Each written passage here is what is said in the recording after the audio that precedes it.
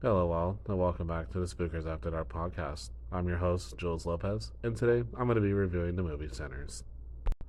So, Sinners stars Michael B. Jordan and this new guy named Miles Caton and Delroy Lindo. And I honestly think that this movie is going to be one of the best of this decade. It's not much of a horror movie, but more or less of a horror thriller because the things that happen in this movie, shit goes down when shit goes down.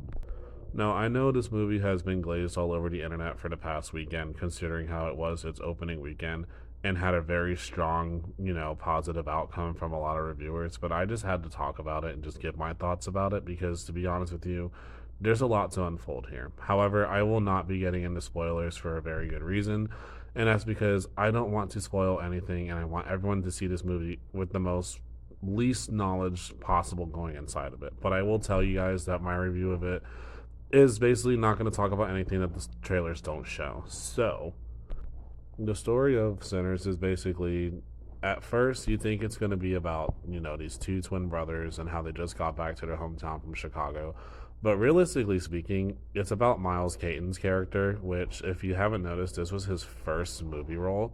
And for a breakout role like this guy's going to go places. I mean, my God, such a great actor, great voice when it comes to the musical numbers. And if I honestly have to see this kid being anything, I would hope that Ryan Coogler sets this kid up for success for another movie that he's going to direct because, my God, he definitely deserves an Oscar for his first go. But it basically tells the story of Sammy, and he's just a blues artist who's just, wanting to take it up inside the blues world. It does be set inside the 1930s, and it does star a bunch of, really good cast that people haven't really seen in a long time, or they recognize them from certain movies and whatnot, and their comedic timing is just perfect. And in my opinion, I think this is also a pretty genuinely entertaining movie when it comes to comedic moments, but also when it comes to like scare factor, it's can be terrifying at some points. However, I want people to go into this thinking that it's a horror movie. It's not a horror movie. It's mostly a horror thriller. Like, I know I kind of contradict myself of what I just said, but to be honest with you, it's definitely more on the lines of a thriller more than a horror. But it's a lot deeper than that, if it makes sense. It's a very good message, and it's telling a very good story through, the signs of music and what music can do to the soul and what music can do to the spirit and whatnot. The thing about this movie that I really like the most too is that it tackles so many different themes at once, but every single theme that the movie tackles, it does not feel out of place, not one bit. Like everything that the movie has to offer, like at one point you kind of forget that it is a horror movie that you're watching or a thriller that you're watching, and you just are just completely just taken away. But however, when things start getting real and when shit starts hitting the fan, it still feels very much natural. Like it doesn't feel like, oh well, it's this kind of movie, and oh, all of a sudden, flip, it's that kind of movie. No, it doesn't feel like that at all. The movie definitely feels like it just naturally flows into what you're trying to see, and what you're trying to see is, to put it simple, you know, a movie that's about these twin brothers and their cousin, and they're just trying to make it big with the little juke joint, or just like a barn bar, I would say. But this is set in the 30s, so it's definitely a good period timepiece.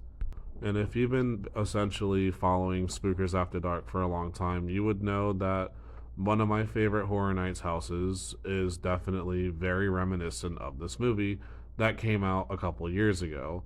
I'm not going to say which Horror Nights house is, but if you've seen the movie, you would definitely know exactly which house I'm talking about. But the thing that I really, really like the most about Sinners is just the fact that these performances, you could really feel genuine fear in their eyes when things start happening. You can genuinely see all the emotion and just the acting, which is perfect, especially from Michael B. Jordan, which that's never shocking. Like Michael B. Jordan is a very talented actor. Everything that he's in, I love seeing. This new guy, though, I really, really enjoyed every single scene that this guy was in. Like, he is the person who stole the show from Michael B. Jordan, in my opinion, because This kid, I'm telling you, he's going far, especially with the singing voice like that, especially with how talented he is with acting. Considering how this was his first acting gig, like, I think he's going places. And what better way to honestly discuss a really good movie if it wasn't for its director? Now, I have never seen a bad Ryan Coogler film. Like, my personal favorite film of his, obviously, it's going to be a Marvel film, which is Black Panther. But it's much more than Black Panther. What I like about this guy, he's done Creed, he's done Fruitvale Station, all of which star Michael B. Jordan, of course. But I think Ryan Coogler's movies, they're so inspirational, and he has a way around the camera that just has a lot of really good establishing shots, and I can never say that a Ryan Coogler film looks ugly. Like, even when he's filming in Philly, which I know a lot of people don't think Philly is a very clean place, still can make Philly look like a very mesmerizing place to go. And that's honestly saying a lot considering how I've heard horror stories about Philadelphia. But I think Sinners is definitely a good checkout if you're looking for something to watch, even if it's like a date night movie. Even if it's just like, a movie that you just want to go watch just to feel inspired, just to feel something. This is definitely that movie that I encourage everybody to go out and go watch. But, like, most importantly, this is just one of those movies that I personally feel like is one of my favorites of this decade, next to The Batman. Like, I feel like I can rewatch this movie and still be invested in it every single time because of how just awe inspiring it is. Ryan Coogler did an amazing job with this movie. Michael B. Jordan really, really got, he really just sold the show. Sorry, I just got a weird text message.